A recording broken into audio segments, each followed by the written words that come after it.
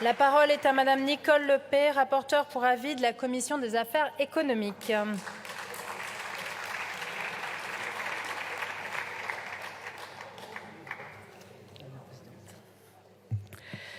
Madame la Présidente, Monsieur le Président de la Commission des finances, Monsieur le rapporteur général et Monsieur le Président de la Commission du développement durable, chers collègues, je tenais à vous présenter aujourd'hui le résultat des travaux que j'ai menés au sein de la Commission des affaires économiques concernant les articles 6 et 7 du projet de loi de finances pour 2023.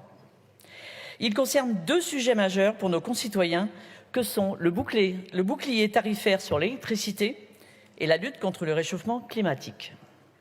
L'article 6 proroge la baisse de la taxe intérieure sur la consommation d'électricité finale, la TICFE, décidée précédemment par le gouvernement dans le cadre du bouclier tarifaire sur l'électricité jusqu'au 31 janvier 2024. L'article 6 prévoit que cette taxe reste fixée à son niveau minimum autorisé par le droit européen, à savoir un tarif de 1 € par mégawattheure pour le tarif normal applicable aux ménages et assimilés, et de 50 centimes d'euros pour le mégawattheure pour le tarif applicable aux autres consommations, c'est-à-dire celles du secteur des transports, des procédés et activités industrielles et des entreprises industrielles électro-intensives. À ce stade, je voudrais faire plusieurs remarques sur le contenu de cet article. Selon moi, la prorogation du bouclier tarifaire sur l'électricité est une bonne mesure, au regard de la situation actuelle du marché de gros de l'électricité et des tensions qui se maintiennent sur les énergies au niveau mondial. Ce dispositif est efficace et a permis de contenir significativement la facture d'électricité des ménages, des entreprises et des collectivités. Sans cette disposition, les hausses prévues selon les calculs de la Commission de la régulation de l'énergie auraient été de plus 35% en TTC pour les tarifs bleus résidentiels et plus 36% TTC pour les tarifs bleus professionnels. Je souhaite également rappeler ici, en outre, que même les acteurs qui n'ont pas bénéficié de l'encadrement des tarifs réglementés de vente, TRVE, stricto sensus, ont bénéficié d'une protection vis-à-vis de la hausse des coûts de l'électricité via d'autres dispositifs. En somme, le bouclier tarifaire sur l'électricité a rempli son objectif et la prorogation de son volet fiscal apparaît indispensable dans le contexte actuel. Il a un coût pour les finances publiques, certes de l'ordre de 8 milliards d'euros pour 2022 pour son volet fiscal. Il possède néanmoins de nombreux effets positifs sur l'ensemble des acteurs économiques et les mesures du bouclier sur le gaz et l'électricité a par ailleurs contribué à réduire l'inflation en France de l'ordre de 2 points, ce qui est significatif. L'article 7, quant à lui, procède à l'adaptation de notre système fiscal aux exigences de la transition énergétique.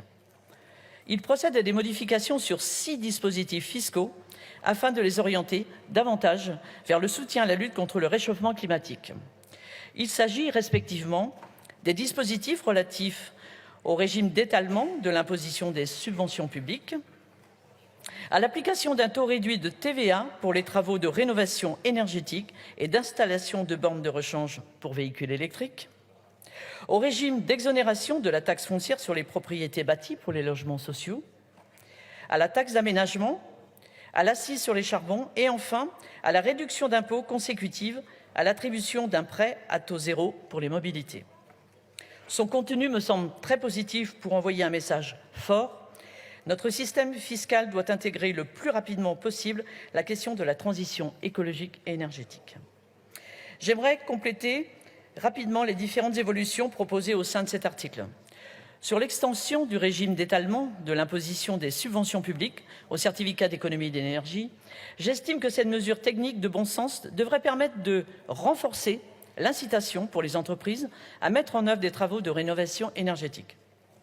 Sur l'actualisation et la rationalisation du champ d'application du taux de TVA à 5,5 réduit aux travaux de rénovation énergétique des logements et aux travaux relatifs aux infrastructures de rechange des véhicules électriques, je considère que cette initiative était indispensable compte tenu de la disparition à venir du crédit impôt de transition énergétique.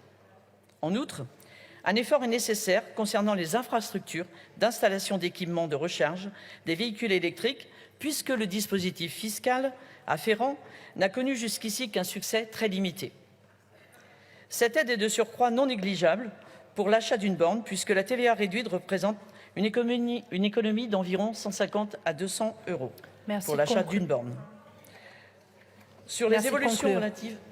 Vous avez 5 minutes, ma chère collègue. Merci de conclure. Sur les évolutions relatives à la taxe foncière sur les propriétés bâties, je considère que les modifications proposées vont dans le bon sens en adaptant la réalité du cadre juridique actuel aux nécessités de la RE 2020 et de la stratégie de transition écologique. Je vous remercie, Madame la rapporteure. Merci beaucoup.